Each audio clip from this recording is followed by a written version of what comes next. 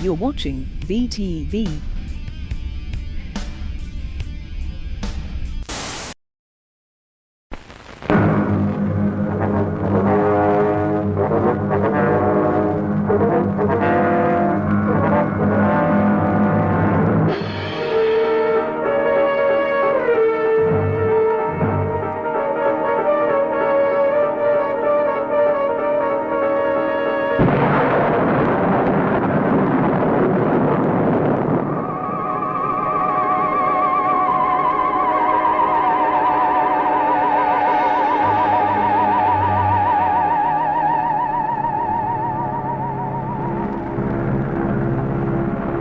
This is Washington, D.C., and in the files of the Central Bureau, there is a story so strange in its implications that it defies ordinary classification. It is the story of a handful of people who, in the course of one desperate night, held back a wave of panic and pandemonium. It began after sundown, time 7:15. As Flight A Coast Patrol from Travis Field was returning to base. When the nightly Air Force transport pointed north toward Japan via the Great Circle route. While at sea, the Navy and Coast Guard maintained their usual round-the-clock vigil. And from the equator to the Arctic, the radar network swept the skies with eyes that never sleep. Time 7:19. An unidentified object was picked up 200 miles southwest of Point Barrow, Alaska. 7:27. Unidentified object confirmed at Fairbanks, Alaska. Heading south-southeast, 170 degrees. Height, 75,000 feet. Estimated speed, 5,000 miles per hour. White warning. 7:39. Unidentified object 200 miles due west of Vancouver, British Columbia. Course 170 degrees. Height 60,000 feet. Estimated speed down to 3,600 miles per hour. Yellow warning. 7:54. First interceptor flight airborne. Point of interception, 80 miles due west of San Francisco, California. 7:55. Unidentified object past point of interception. Red warning. 8:11. Morro Bay, California. Height, 50,000 feet. Estimated speed, 2,000 miles per hour. 8:15. Santa Monica, California. Height, 10,000 feet. Speed, 1,200 miles per hour. 8:18. All traces of unidentified object gone. Red warning lifted. By 8:25 at the Los Angeles branch of the Communications Commission, reports of strong interference with radio and television reception began to pour in from the beach area. The monitors went to work immediately. Mobile units were ordered to converge on the vicinity of the disturbance. Pinpoint direction-finding devices began to trace the trouble to its source.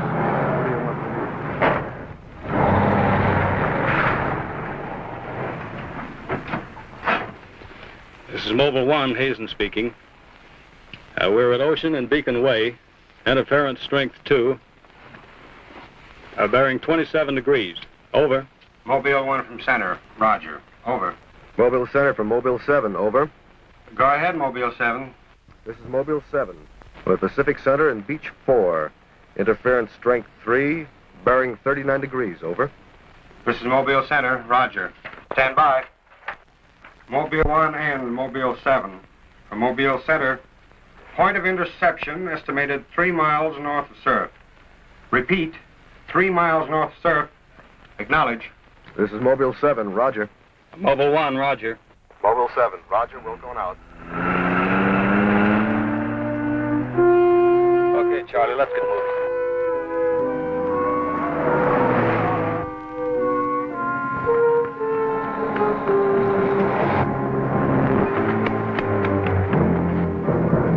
Yes, what is it? Take me to a phone quick. I need an ambulance. What's the matter? My husband and Pete out there in the picnic grounds just above the beach. They've been hurt. Well, this is the communications car. I'll phone it in from here. I'm Mobile 1 to Central, over. Did you make that out, Charlie? Not a word.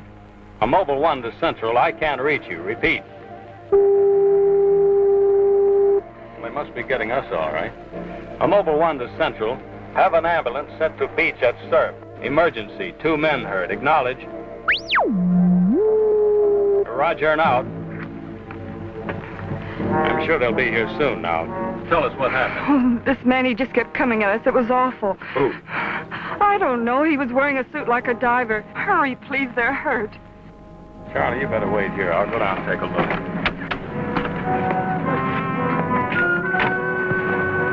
The young woman's hysteria became obvious as they reached the picnic grounds at the beach. There was no sign of the mysterious intruder, and little could be done for her husband and their friend until the ambulance arrived.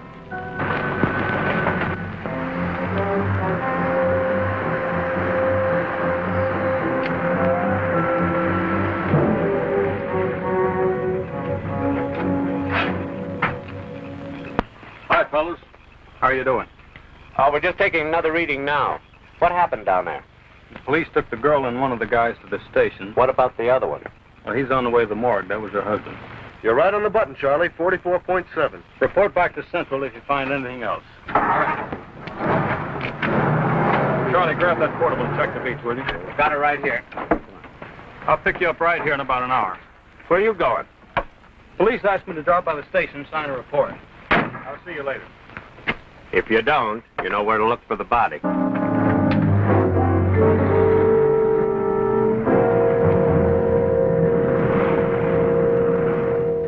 Like I said, we were just starting to eat when we heard something tracking through the sand toward us. I looked up and couldn't see anything. Then Betty screamed. At what? I thought you couldn't see anything. At first we couldn't. Then this guy started toward us. What kind of a guy? How should I know? He was wearing some kind of a helmet over his head. He could have been a deep-sea diver or anything. All right. After you saw this diver, what happened? Well, we jumped up.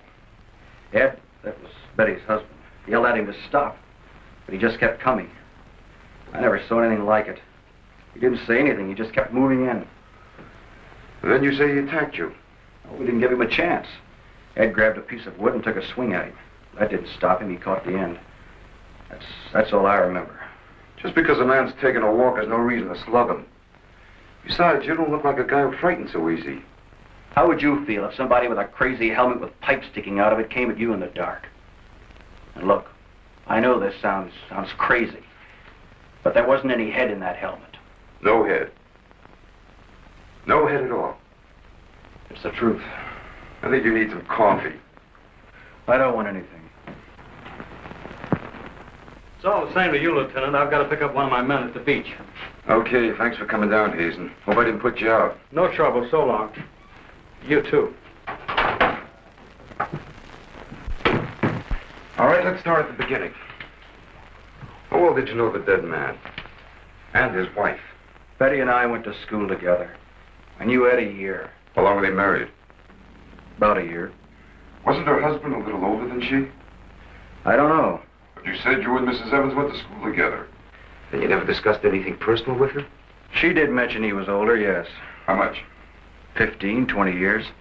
What difference does that make? That wasn't too hard now, was it? Where do you live?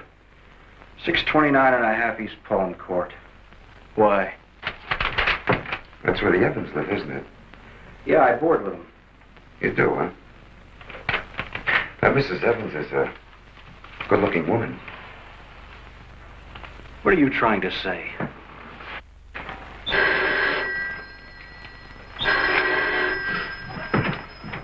Lieutenant Bowers.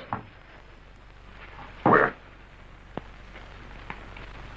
Yeah, I got it. I'll leave right away. Ain't been enough murder.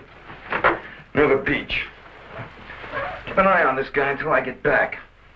What do you mean? You'll stay right where you are. At least until Mrs. Evans feels well enough to talk. What do you want from her? Oh, I just want to see if your story checks with hers. After all, you went to school together, remember?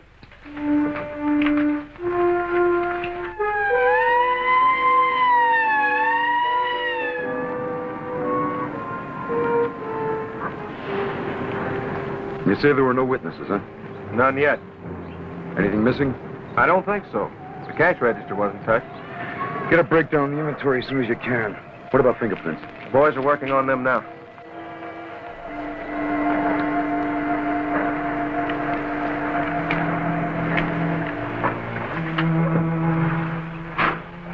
Sorry I'm late. What kept you so long? The lieutenant asked me to hang around a while. Well, what's the score? And looks like one of those things. Pretty girl, older husband, young boarder.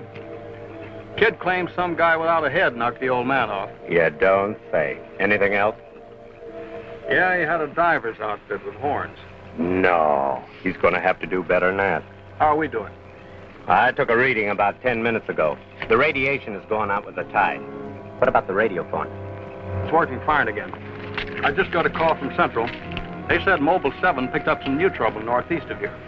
Here we go again. Hop in.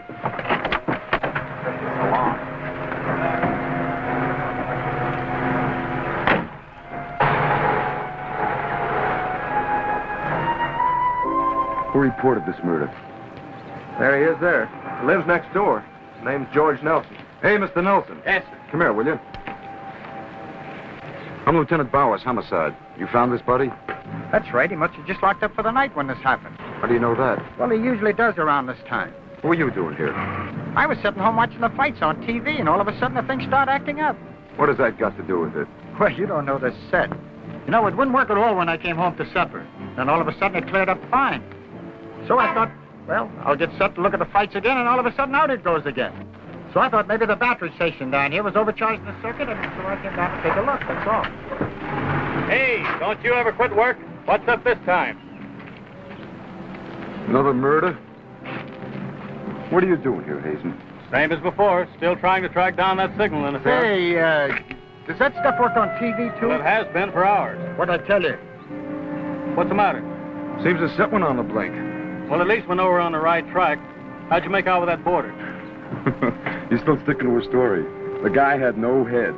Well, I'll be seeing you. So long. Right. Watch out.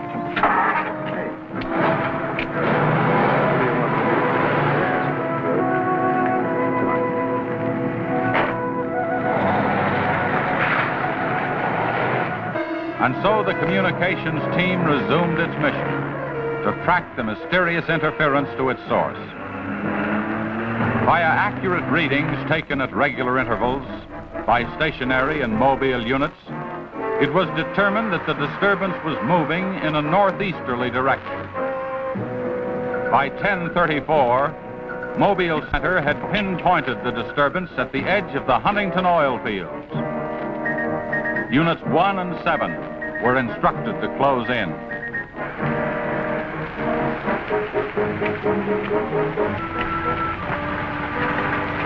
Hey, Charlie, do you see what I see? Yeah, the oil field. Let's hope our trouble's burning up. Well, there's only one way to find out.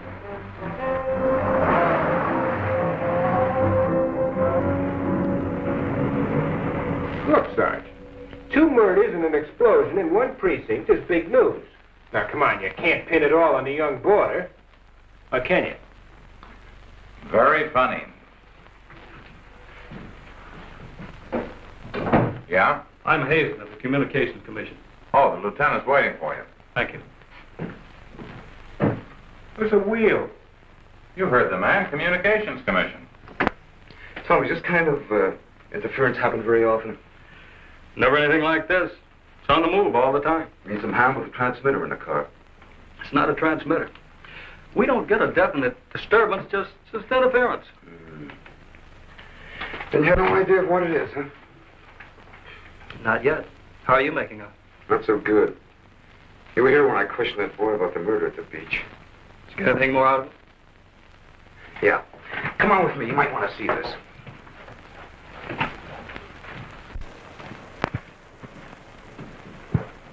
Ah, I see you're just about done.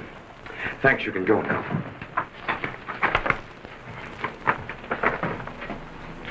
Are you sure this is what the man looks like? What do you say, Betty? Well, just about, only I think the tubes were a little lower down. And you still insist there was no head inside the helmet? I'm positive there wasn't. What about you? Well, it was dark. I couldn't swear to it.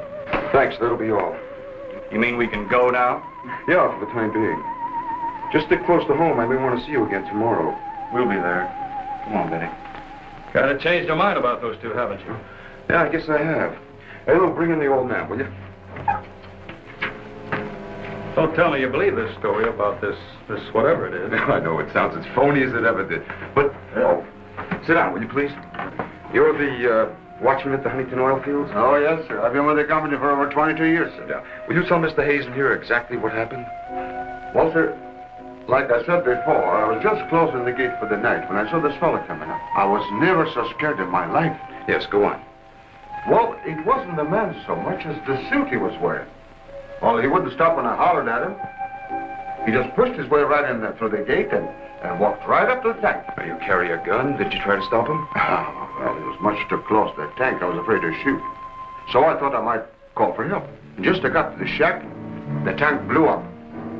Oh, you should see the sight. Yeah, sir, can you give us a description of this man? How would you say he was dressed? Well, sir, like I said before, he wore a sort of pliers, not outfit, with a helmet attached to it. How tall was he? Oh, he was a giant of a man. And he had tubes sticking out of that thing, that helmet he wore. Can you tell us what his face looked like? Well, sir, though he got pretty close to me, I could swear the man had no face. Now, if you saw this man again, would you recognize him? I mean by his outfit. Oh, I'll never forget that sight if I live to be 100, sir. Would you say this is the man? Wait, sure, that's him. Thank you very much. You may go now. All right, sir. Thank you. Well, Hazen, what do you say now? Beats me. The descriptions check all right. This could be some kind of flying suit. High altitude equipment. Yeah, that's what I've been thinking. Well, how do you explain that stuff about the missing head? No, we can discount that. These people were frightened. It's night. Nobody really took a close look at it. I guess you're right. But whoever he is, that outfit doesn't look like one of ours. Of course, he could have been dropped by parachute. You mean sabotage? We're checking. I think we better wire a report to Washington and see what they say. You can use our teletype. I'll tip off the LA police to be on the lookout for something unusual. Hey, wait a minute. What about the press? Oh, I don't think they know too much now. We better keep it that way for a while at least, till we find out whether our friend is still around here. Well, if he is, I think we can find him for you. My hunch is that he's carrying something around that's causing all this disturbance, whether he knows it or not.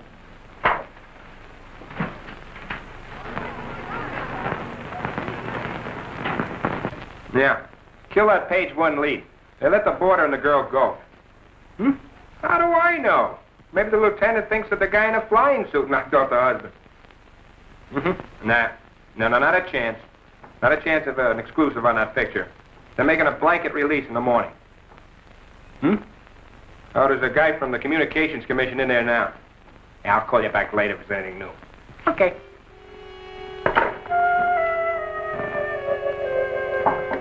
Come in.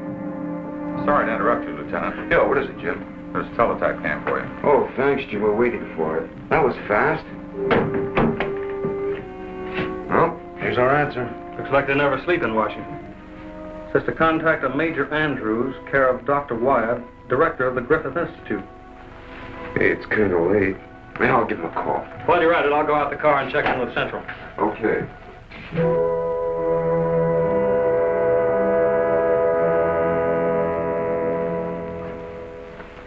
Well, that's the story up till now. We got in touch with Washington. They told us to contact you here.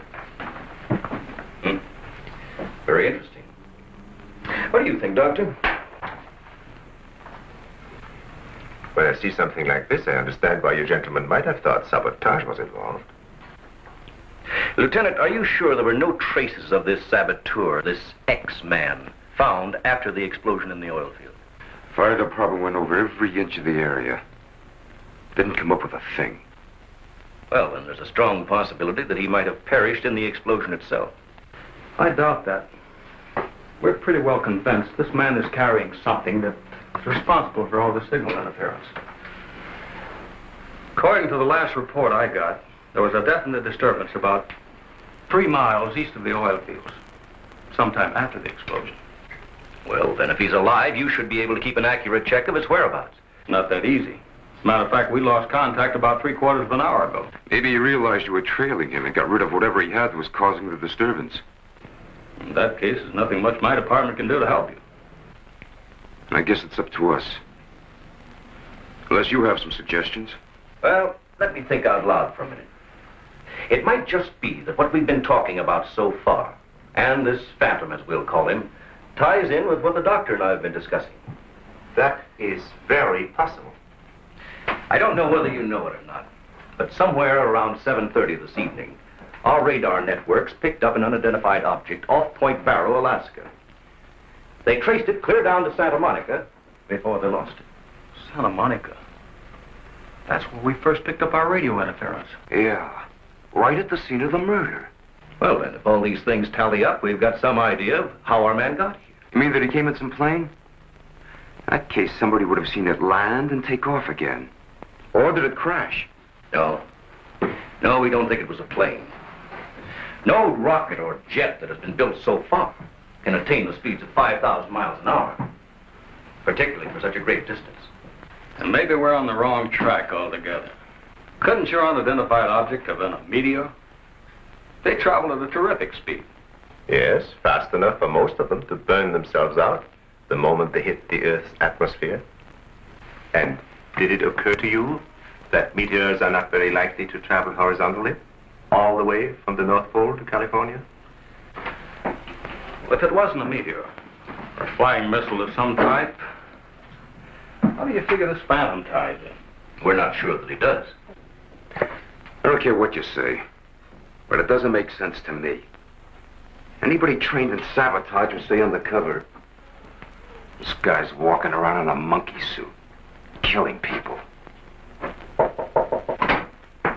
Excuse me, Dr. Wyatt. Is there a Lieutenant Bowers in here? Oh, yes. What is it, miss? There's a Mr. Wakeman from the Chronicle here to see you. Wakeman here? Now, what does he want? Well, there's only one way to find out. Before you go, Lieutenant, I don't believe you have met my assistant, Barbara Randall. Well, hello. Hello.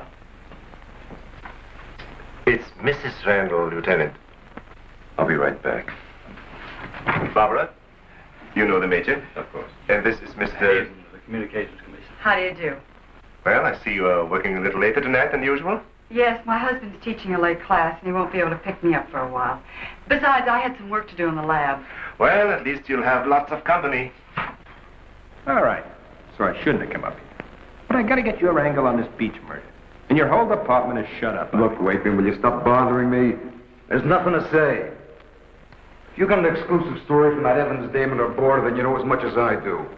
Yeah, but that still doesn't explain anything about the guy without a head. Come on. Who is it? Your guess is as good as mine. You mean you let those 2 kids go without knowing that? I don't buy it. Well, I did. Well, then you must have an awful good reason. I bet you're trying to tie it in with that other murder. All right, Lieutenant. Don't tell me. I'll get my story somehow. Oh, if you want to know how things turn out, read the Chronicle in the morning. That's right. Now get in touch with Charlie and Mobile One and have him call for me here. Okay, honey. Won't you come up with anything? No, we're just briefing Barbara here. It's just amazing the way you've been able to put these things together. Don't kid yourself, Mrs. Randall. It seems the press knows as much about it as we do. Well, let's hope they don't come to the same conclusions. A few lurid headlines, and every fool in the country will be seeing phantoms in spacesuits and men from Mars all over the place. Yes, I can imagine. And mass hysteria is difficult to check once it gets started. That's why we've got to move fast. Well, from the looks of things, I guess it's up to me. I'll be in touch with you as soon as I hear anything. See you. By 12:30 a.m., the dragnet was in operation. Mobile units patrolled the streets and countryside, They covered an area 35 miles square. Special and sensitive equipment was prepared for action. Everyone on the job was ready to move on the first signal from the Communications Commission. Monitor Corona to Mobile Center, strength 4, brickyard at 160th, moving toward oil fields. Contact your units. Over and out. Units 1 and 7 from Mobile Center. Units 1 and 7 from Mobile Center. Strength 4, interference at 160th in the oil field. Moving due east. Close in. Repeating, strength 4, interference at 160th in the oil field. Close in.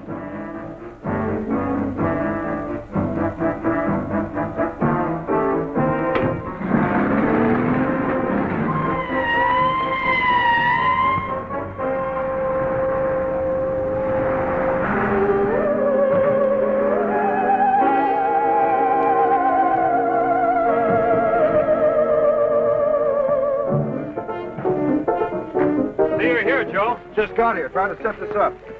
What gives, Hazen? It's in this area, all right. I thought the Geiger counter. Thank you, Doctor. Why don't walk over those oil fields? Well, it doesn't register as far as the oil field. I think we'll do better if we split up, man. Right, Lieutenant. You two go that way. Lieutenant, out here. Vince. Joe, you follow him. Come on, Doctor. And you? Oh, forget it.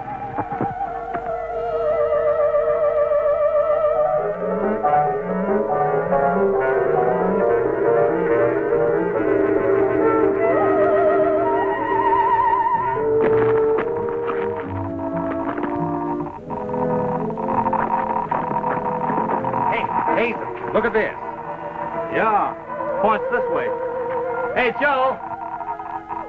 Joe!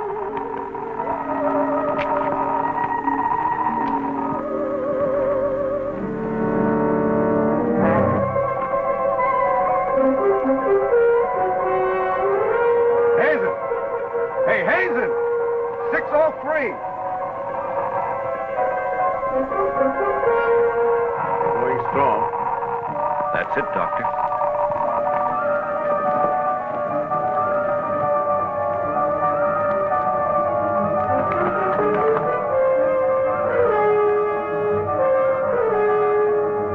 It's leading this way.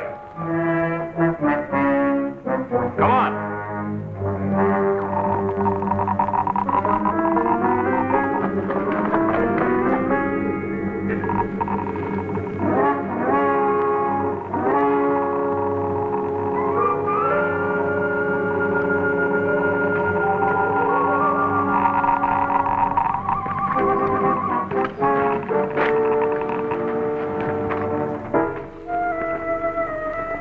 This way. Come on.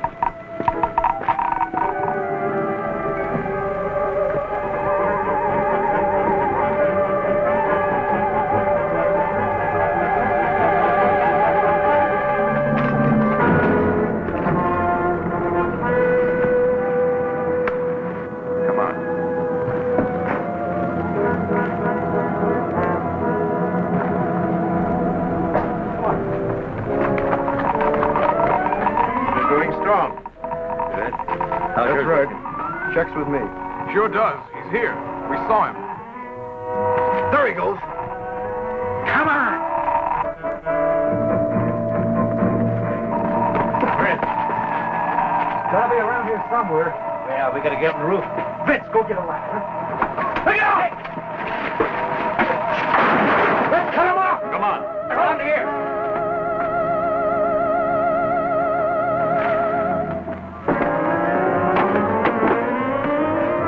Anybody see him? There he is!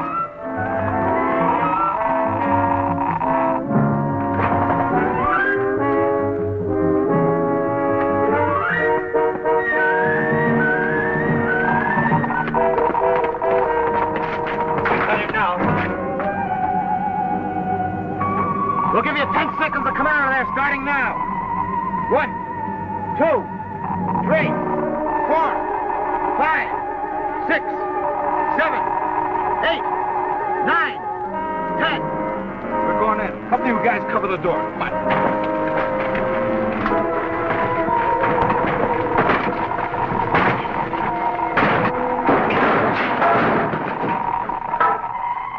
All right, there's impossible. We saw him come in.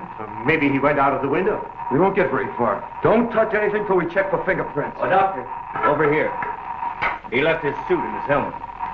Hey, let's spread that thing out so I can get a good shot of it. Keep away, you fool. What's the matter? For your information, that's a Geiger counter, and it says hands off. I think you'd better wait outside. I just have a job to do. So do we. And I'm afraid ours will have to come first. Now, there's no radiation from the helmet. But look at this. So that's what's been causing all this trouble.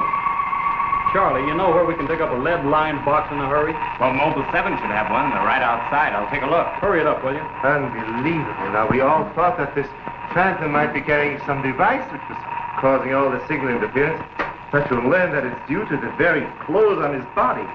That's not the only thing that bothers me. Did any of you get a good look at his face? Not me. He's too far away. Well, I did. Unless I'm mistaken, that helmet was empty. Say, where am I going to put this stuff? Oh, put it in Dr. Wyatt's station. Yeah, we take it back to the Institute. Right. Find out anything? No, that's all right. You can handle that.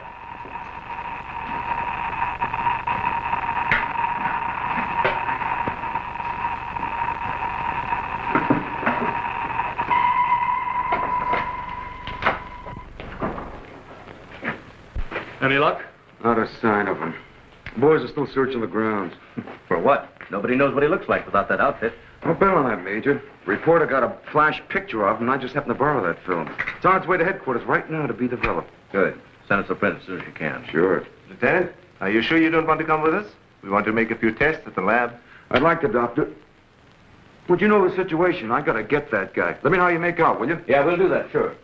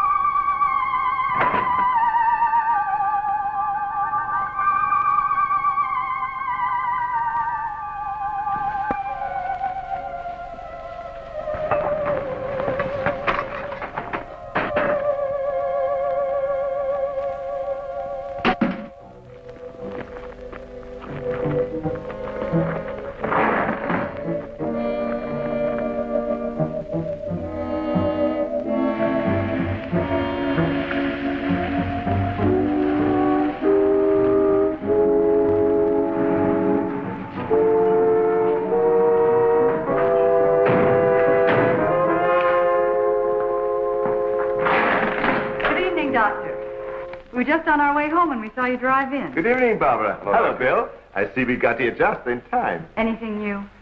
Lots of excitement, but that's all. Major, you know Barbara's husband? Oh, of course. How are you? How are you? Hey, it's a nice-looking dog you've got there. What's his name? His name? Venus. Say, Bill, I hate to ask this, but something important has come up, and I wonder, can we borrow Barbara for about an hour or so? Well, I suppose so. Of course. Darling, why don't you go and do the shopping? Here's the list. The market's open all evening. I may as well. See you later, darling. I'll take the dog and tie her up. Thank you, Bill. Good night. Good night. I'll give you a hand with it. Oh, thanks, Doc. Easy now. Look out for your fingers. All right. Look out now. Don't drop it. Ben, come back here. Ben, come back here.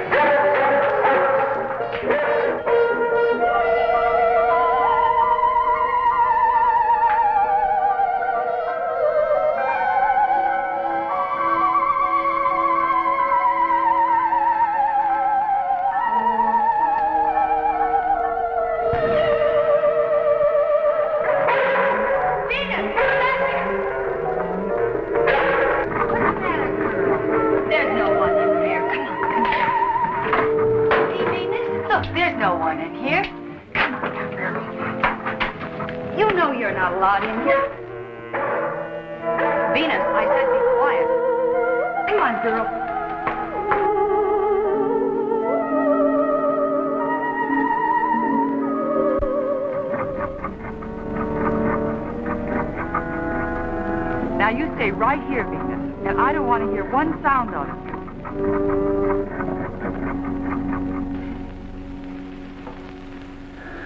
You were right, Doctor. There are no fingerprints anywhere. What's all this? Hey, don't touch anything. You better put some gloves on. Our friend, Mr. X, left this suit at the oil refinery. You mean you were that close to him and you didn't catch him? I'm afraid so.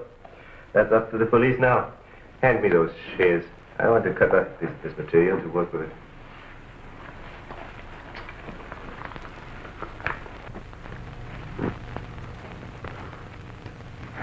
Say, you better have those sharpened. But I just bought them. Well, Here, try this knife.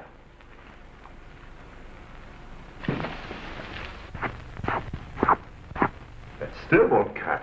Let me try.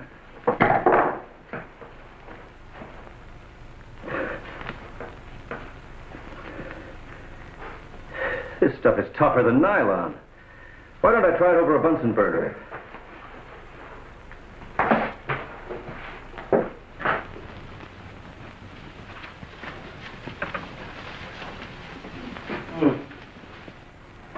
It doesn't burn either. Let's take a look at it under the microscope. Look, it's magnetic. Magnetic? Here, I'll... Radioactive. And apparently indestructible. Thank you.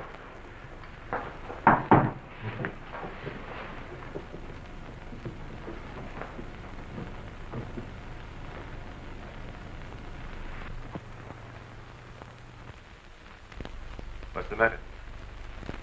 You tell me. Take a look at that weed.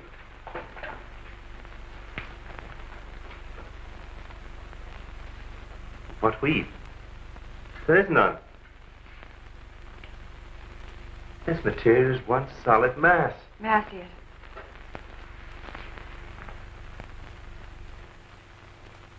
Why, you're right. It must be some sort of plastic. No. I'd say it's a metallic substance of some kind.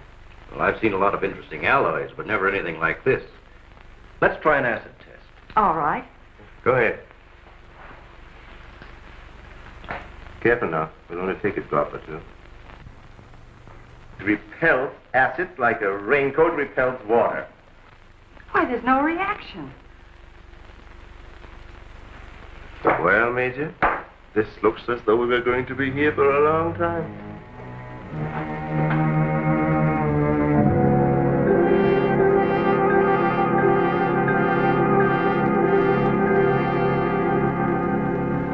Now we have it. The helmet is not radioactive. The suit is. There is no doubt. This spacesuit is conditioned to function above 63,000 feet, where human blood would boil, resulting in the body expanding to twice its size. And death, of course. I know. And it must withstand pressure and counterpressure. Also, it must be so supercharged it can function in thin atmosphere.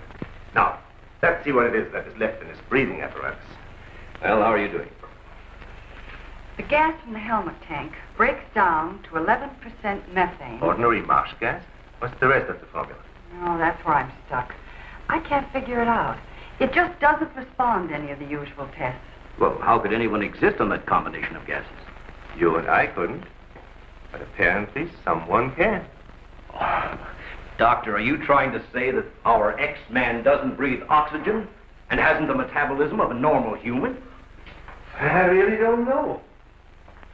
From what we've seen, he has some physical characteristics which make him appear human. But added to them is this fabulous radioactivity that none of us could stand. I am puzzled.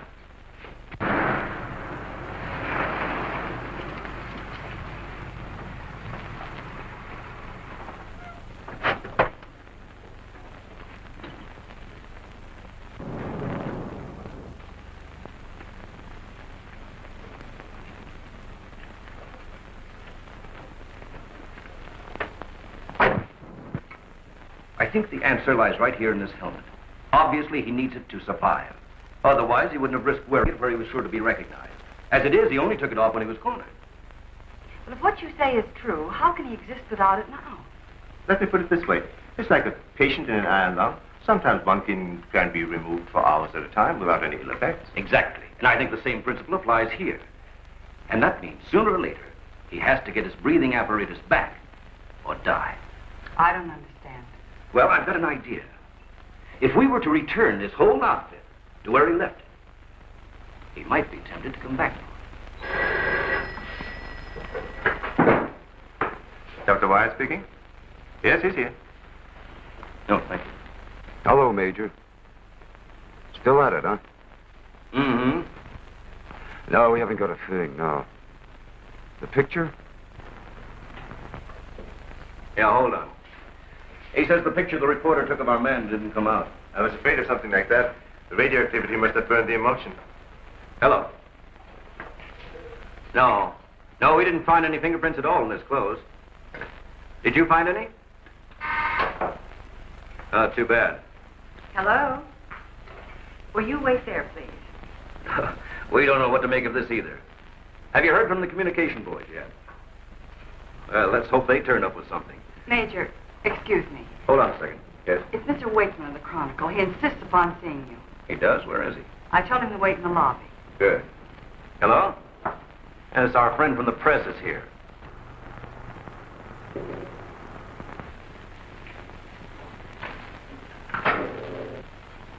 Don't worry, I wouldn't dare let anyone in on anything. At least not till we get something concrete. Right. All right, I'll see you later. Well, I guess I'd better see this newspaper man. Want to come along, Doctor? I think I will.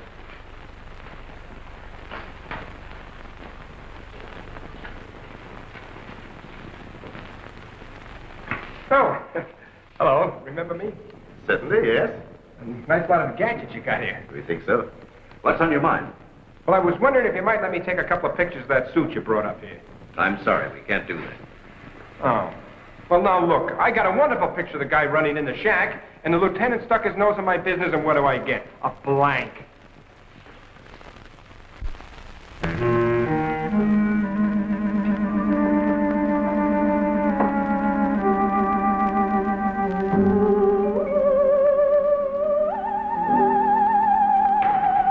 Is that you, Doctor?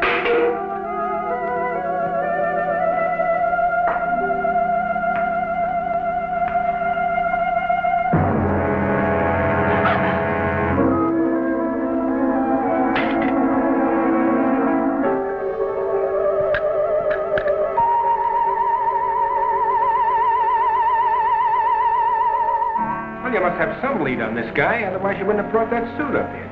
Well, let's just say we were curious.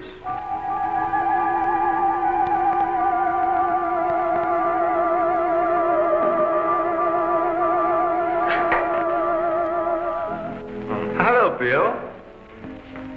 My breakfast soon? Isn't Barbara through? I don't know. She's still in the lab. Why don't you go up and see? Thanks, I will.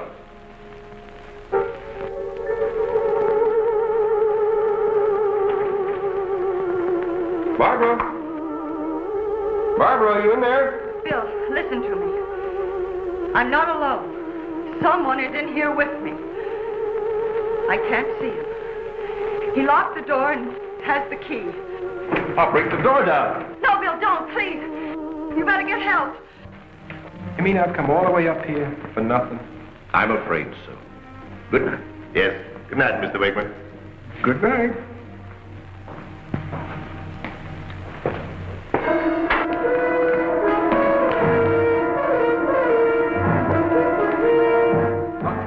Major, come quick. What's the matter? What's the matter? Where's Barbara? In the lab. The door's locked and there's someone in there with her.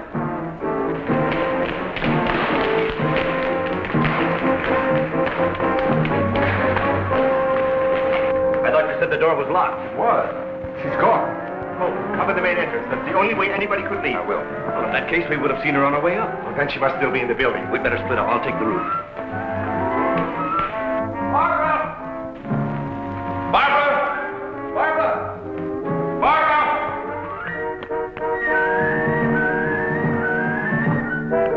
Barbara! Barbara! Where are you? Barbara!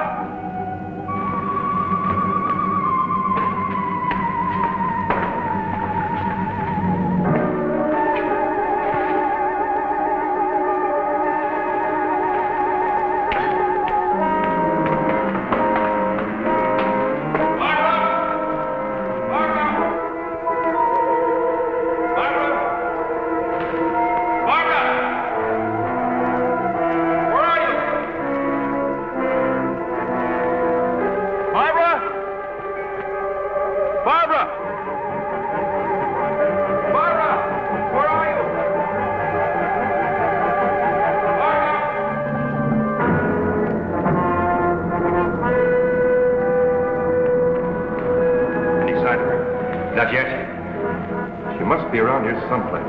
Now, you stay here. Watch the main entrance. And I'll check the basement. All right.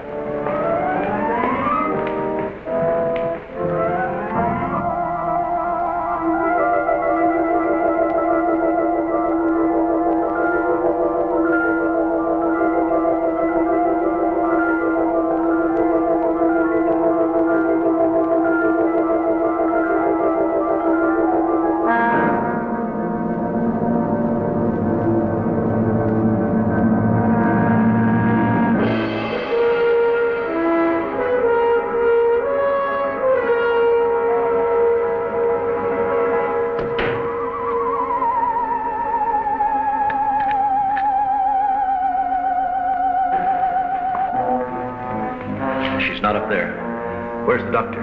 He went down to the basement. Here he comes. You didn't find her? No. I'd better call the police. But there's no telling what could happen to her in the meantime. No, take it easy. We're doing the best we can.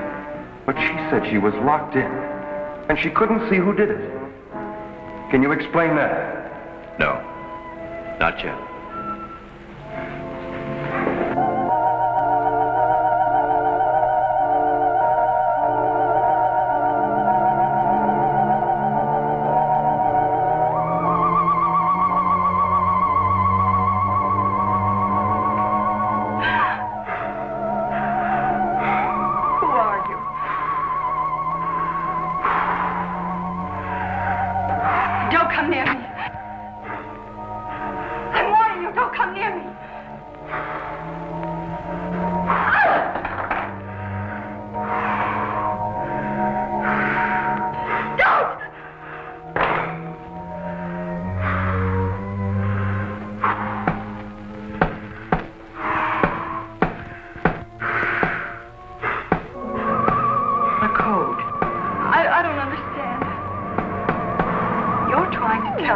To breathe, and there isn't much left in the tank.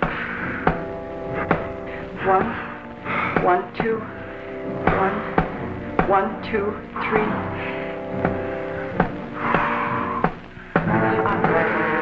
I'll write it down.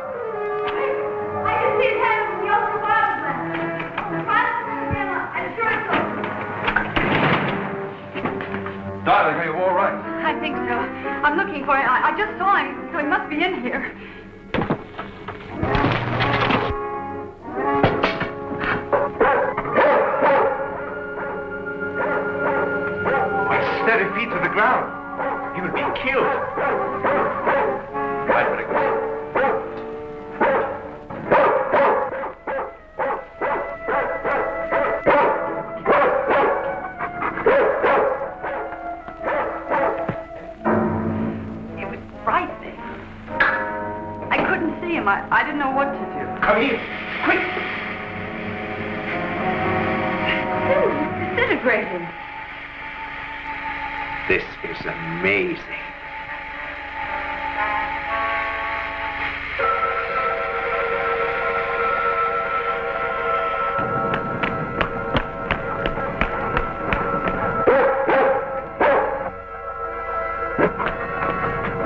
Now, quiet down, Venus. Quiet down. Down.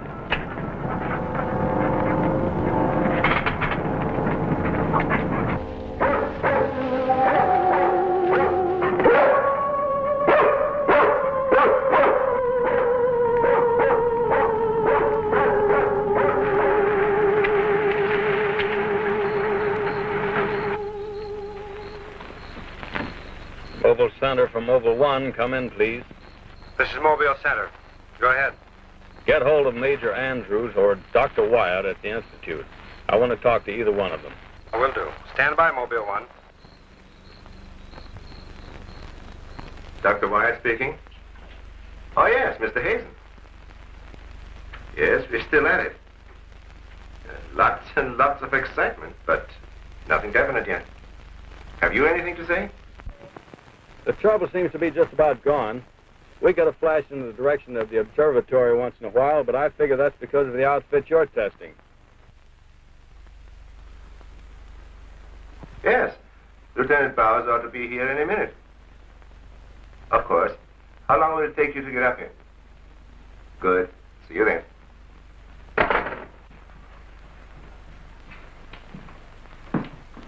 Thank you, gentlemen.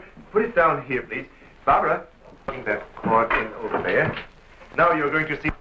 I have to resort to ultraviolet light in order to show you what little there is left of the spacesuit. As you can see, it has reduced itself to this liquid, and it is in an evaporating stage.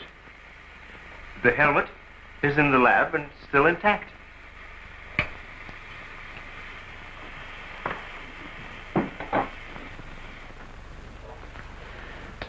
This is amazing. All the radiation in this suit would be fatal to a normal human being wearing it. Of course. And furthermore, our respiratory system could never simulate gases such as we have found in that breathing device. Well, then we have to assume our so-called X-Man carried his own atmosphere with him. Excuse me. But as a matter of curiosity, why do we refer to this thing as a him? I thought it was invisible. Under normal conditions, yes. Yet, Mrs. Randall did see the imprint of a large foot and a masculine hand under ultraviolet light. How do you explain that? I don't know, but the human body is composed of various elements with a carbon base. Like coal. Yes. Now, suppose we maintain the same chemical composition in the body of the X-Man, but substitute silica for carbon. Silica, that's glass. Exactly. Now, it is possible that the body with such a base, if it were subjected to an atmosphere foreign to its origin, might appear invisible to our eyes. Are you trying to say, Doctor, that we're not dealing with a human being? I didn't say that. On the contrary, all the evidence points in the opposite direction. Toward a superhuman, with an intelligence far superior to our own. How can you tell? First of all, Mrs. Randall saw that he has a hand with digits like our own fingers and a thumb opposing. That alone is a sign of intelligence.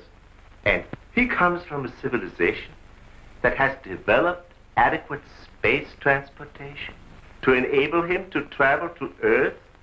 We have nothing yet that can reach even another planet in our own solar system. That could account for the unidentified objects picked up by radar a few hours ago. My theory is that the spaceship, or whatever it was that he came in, operated on the principle of magnetic rather than atomic propulsion, and that somewhere in the outer limits met with a condition where the Earth's gravity pulled it down and it fell into the ocean, and that he managed to save his life and reach shore.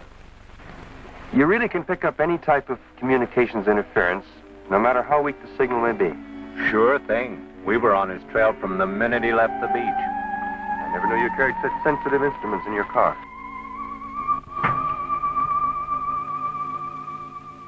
What you told us is very interesting, Doctor. But I've got to make an official report to headquarters. Are you willing to be quoted that the criminal we're after is a creature from another world? All I can say is, we know that our Earth is not the only planet capable of sustaining life in one form or another. You can quote that. All I've got to go by is some footprints in a hand. That isn't much.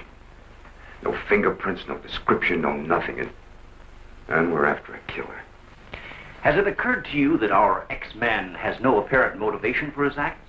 and might therefore not be an intentional criminal at all. You have a point there. Hey, wait a minute. Come to think of it, the young boarder we suspected, he did say that the girl's husband threw the first punch. So? So that could have been enough to provoke the strange creature. And the same could have happened at the second murder. Sure. But what about the fire in the oil fields? Evidently, our man sensed the presence of some gases, which he thought might be utilized in his breathing apparatus. Yeah, that could account for his presence at the oil refineries, where something went wrong, causing the explosion. Too bad he got wise to us and took off his uniform, or we'd have been able to catch up with him by now.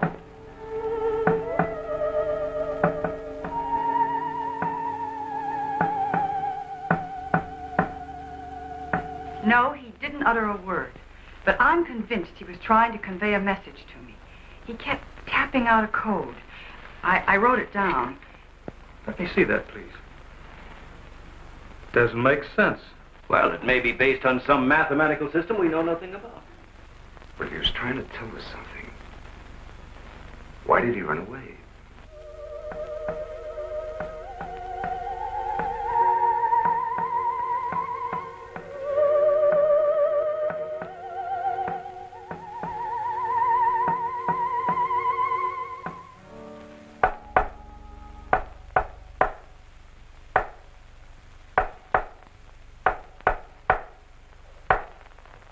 What do you think of that? Hell, Hazen must be crazy sending out stuff like that. I guess so. Why don't you try and get a hold of him? Yeah.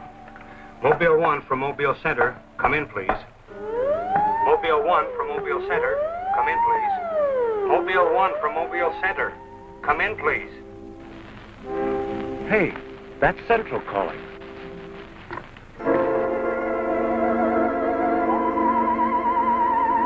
You better stay here by the car. I'll go tell Hazen. Yes, Colonel Powell. Of course, I'll mail you a complete report first thing in the morning. Yes, sir, thank you. Oh, and I'm awfully sorry to disturb you so late at night. Right, good night, sir. He's around here, this invisible guy. He was in the car. How do you know? I was talking to Randall outside when I heard Central calling. Before I could get over to answer, I saw the door open and shut by itself. He's desperate. For all we know, he could be trying to send a distress signal to his home base, wherever that is. Well, let's hope he doesn't get through. We've got enough problems with just one of those guys. Well, at least we know he's around in the vicinity, and it's obvious what keeps him around. Of course. He's got to come back for what little gas there is left in this helmet. And when he does... Oh, please, the most important thing is to take him alive. If we can only make each other understand, there's no telling how much science can profit. I'll go along with that, Doctor. But I've got to make sure that once he's cornered, I'll be able to hang on to him. I think we're all agreed on that. All right, good, then we must see it from his angle. He's in an alien world. No doubt we are as frightening to him as he is to us. Now, the most important thing, then, is to keep calm at all costs and do nothing to provoke him. Immediately, a simple plan to trap the Phantom went into operation. All obstacles to his entry were removed. To erase any possible suspicion, the doors were left unguarded, and inconspicuous electric eye equipment was set up. All this was connected to a makeshift control board, which would immediately signal the exact location of the trespasser. Now, there was nothing to do but wait. The one road leading to the Institute was blocked off to make certain no outsider would upset the plans or interfere in any way. What's the big idea? Sorry, nobody's allowed through here. Who says so? Lieutenant Bauer's orders. Oh, is he up there? He might be. Well, you get word to him that Joe Wakeman of the Chronicle is here. Sorry, bud, I can't leave. Oh, what about them over there? Hey, you over there. Me? Yeah. Aren't you the guy from the communications outfit? Didn't I see you down at the oil fields a couple hours ago? What of it? You got anything to do with this? Well, you'll have to ask Lieutenant Bowers about that. How can I if he won't see me? That's a good question.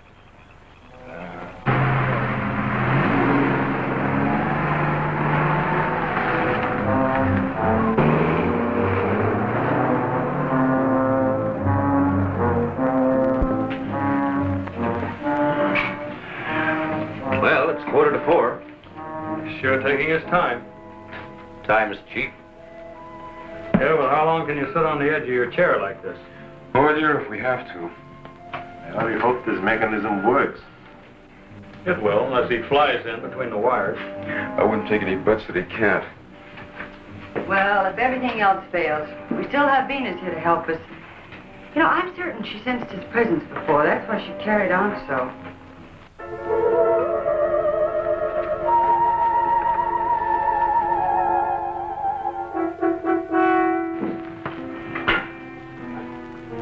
What's the matter, Lieutenant? Is this thing getting you? Oh, no. I'm just thinking about public reaction to all this. I'll give something to the press by morning.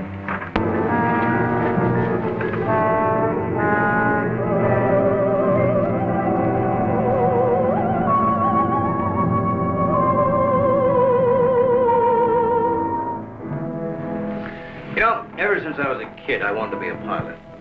Then after I got my wings and had had 75 missions, I thought I'd seen everything. Now, after all this, I know I haven't seen anything. He's here. The back entrance. Let's head him off. Remember, now, take it easy. Don't try it.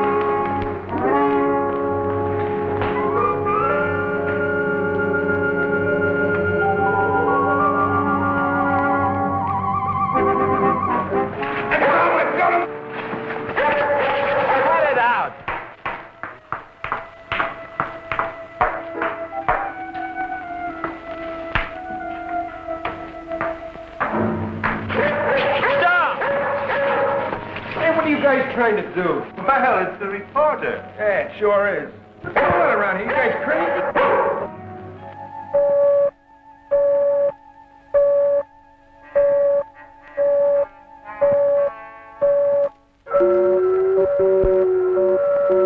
How'd you get in here?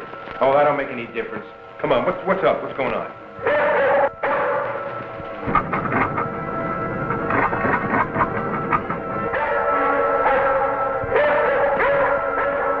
Lieutenant, you better tell him.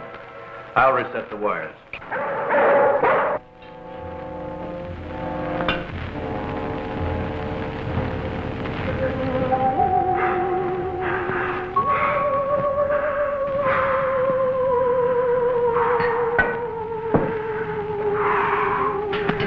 Don't be afraid. We want you to live.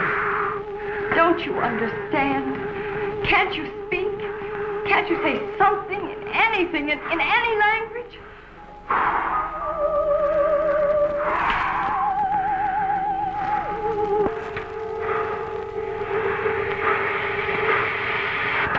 Listen, everybody.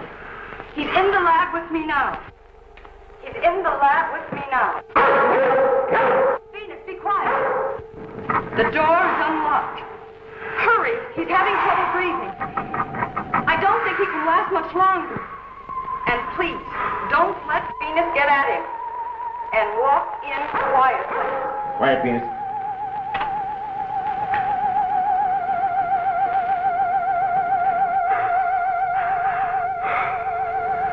It's unbelievable.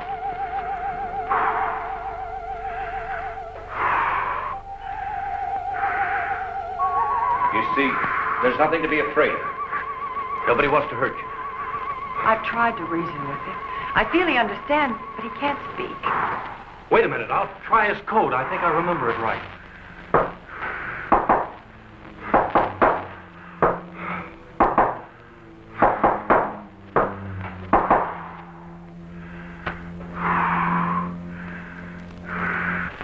Better plug in the ultraviolet light.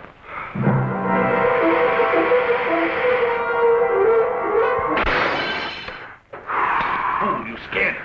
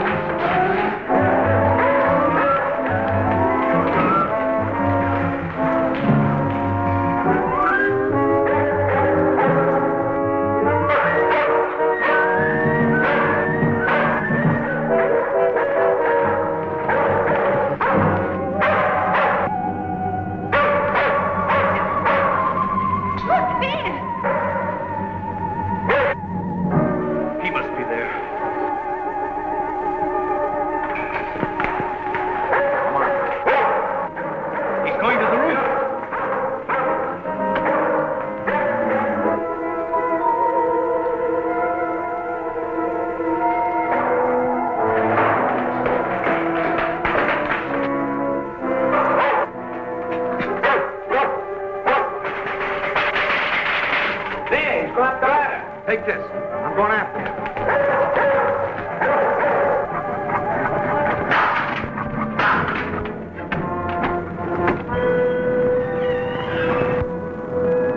The door.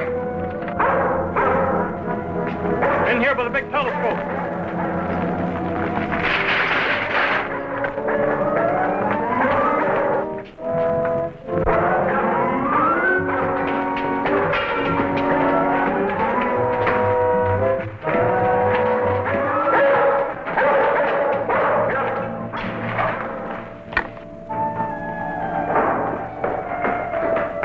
Close the dome.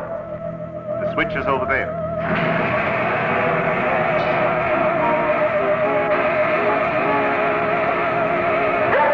Smoke sense of something. Quiet, Venus. Well, if he's in here, he'll never get out now. Door is closed. This is what I've been waiting for. Please, Lieutenant. This is our last chance. We have to take him alive. Plug in the lamps. There's an outlet here.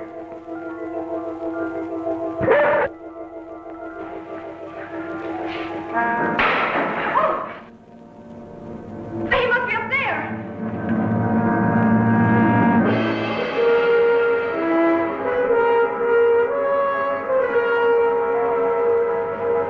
His whole body's gone.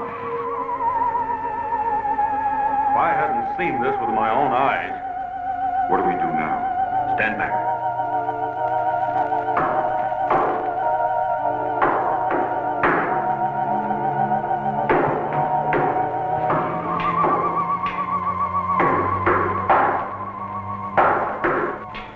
Amazing. This code again. Look. He's trying to speak, but no sound is coming out of his mouth. Look at Venus. She acts as though she hears him. Yes. Dog can hear sounds that we can. His voice must be beyond the range of the human ear. Maybe he's screaming. He's suffocating. The glow, it's almost gone.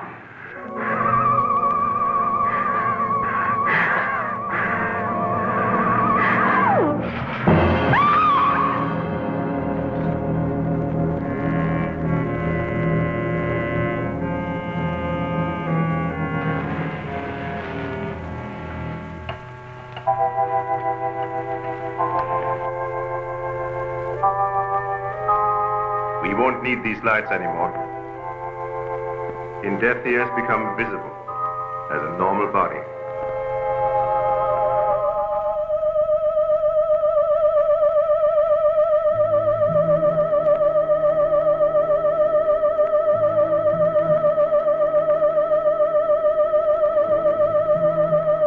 Look.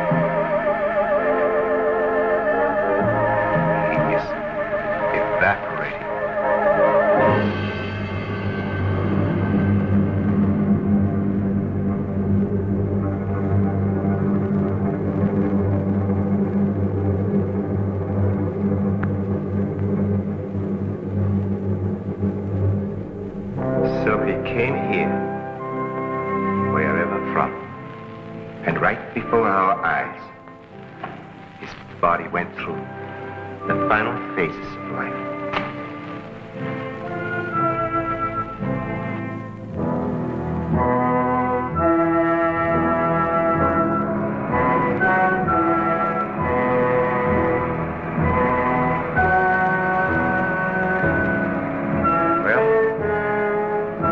It's morning.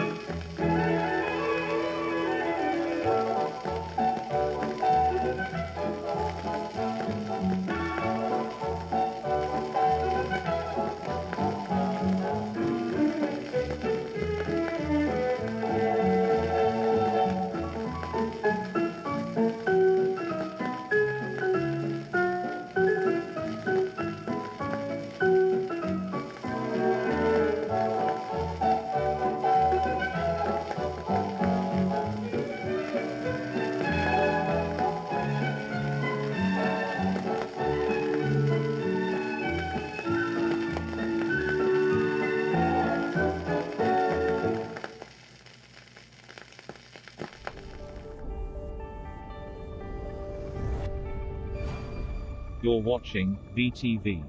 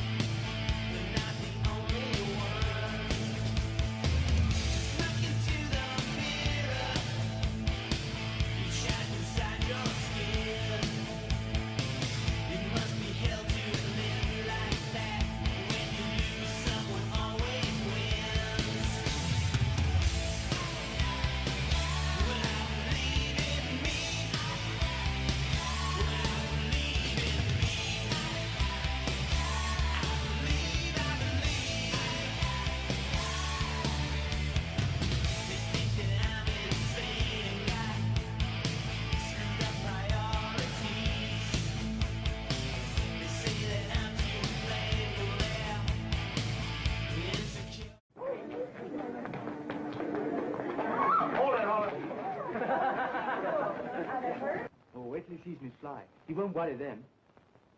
Well, just a question of flying. Oh, I bet you're a damn good flyer. You're collaborating. Well, I can't work around here. Oh, you're following me. Oh, I didn't know that. Oh. My, that's pretty. That Rogers must be all right. Son of a bitch, it won't come on. Keep on going.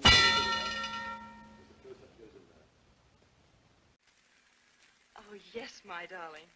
1,000 times yes, and if he doesn't cut, I don't know what in the hell I'm going to do. Let us drop for something. Oh, Christ, I'm sorry. Give me oxygen.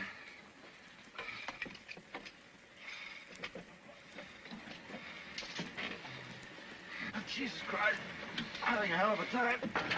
There we are, boys, ass and all. Ketchup. Mustard. Jesus Christ, I'm sorry. But, oh, no, Emily. I am not lost. Oh, Christ, son of a bitch. Come on, happier. Can't you be happier? For God's sake. Oh, happy. Who the hell's been happy about getting a wife back? Oh, that must be Burt now. I told him to meet me here. The goddamn match won't strike. Can't take any chances now. Chances? What's all the emergency about? I've just had a baby in the ladies' room.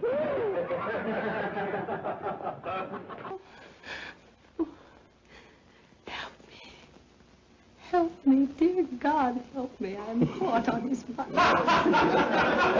Mr. Flynn was always one for exercise. He got those big shoulders playing tennis, his big arms from golf, his big chest from swimming. And you ought to see his great big... But can you blame a fella if he likes to ride horseback? And left us... What? Oh, jeez. Oh, no. Oh, goddamn it. Start over again. Take your time. Start over again, Bob. You seem to have spilt your drink. Lovely party, isn't it? Schmuck. Mr. President, Mr. McCombs. How do you do, Mr. President? A pleasure indeed, sir. Jesus Christ, Annie, you handle that cigar like a monkey handles a coconut. I beg your pardon. Mr. President. I thought it was all over, but it wasn't. It's still there. Like a... God damn, it's still in you.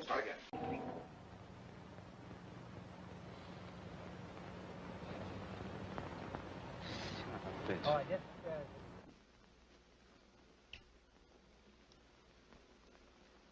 What was it? What was the barrier, the son of a bitch? You know, Mother wrote in the flyleaf to my dear little Gabrielle. That means nuts. Now then, Friar, let's waste no more time. We'll take the shortcut across the stream. Come. I won't. God damn it, not won't. Of course, I can't move my head because if I do, my entire goddamn wig will come off. They don't need to justify their lives, I do. I'm a physician. I'm a surgeon, God damn it. Let me do it again right now. Keep rolling. Description.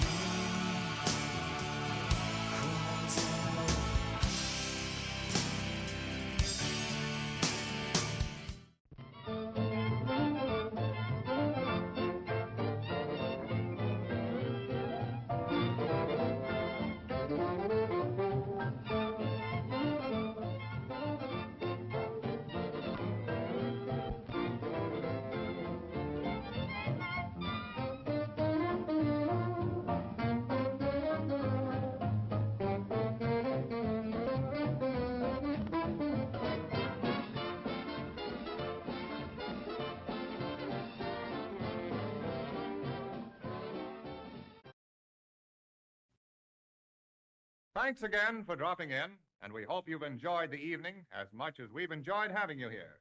Till next time, please drive carefully, and good night now.